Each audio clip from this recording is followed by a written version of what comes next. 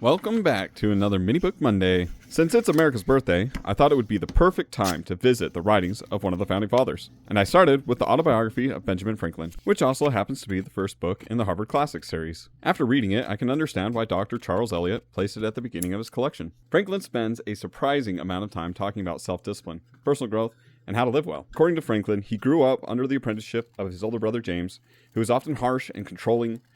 James was even jailed for publishing criticisms of the colonial government. But eventually, the relationship became so strained that Benjamin ran away to Philadelphia. But after arriving in Philadelphia, Franklin really struggled to find his own footing. He was eventually persuaded to travel to England by Governor Keith, and he promised him to start his own business and help him out, but those promises fell through, and it left Franklin stranded until he was able to find work and eventually earned enough money to return home. And it's around this point in the autobiography that the story shifts from like a historical account to something that feels more like a self-improvement book. Franklin introduces his famous system of 13 virtues, along with a method for tracking his progress. He carried around a small notebook with a page dedicated to each of those virtues, and every time he failed to live up to one, he marked the page with a black dot. Rather than trying to master everything all at once, he focused on one virtue each week while keeping track of all the others. And his goal was to gradually eliminate those black marks over time. So, before we go over those 13 virtues, let me know in the comments down below, have you read the autobiography of Benjamin Franklin?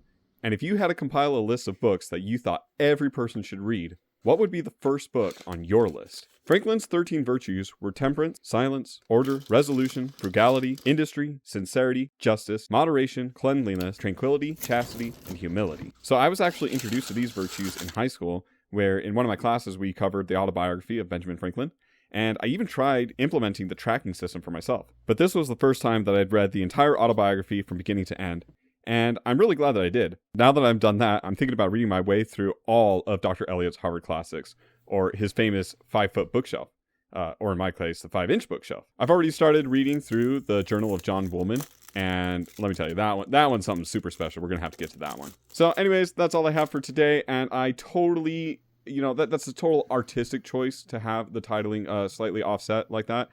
So don't question it. So thanks for being here. I'll catch you next time. Bye-bye.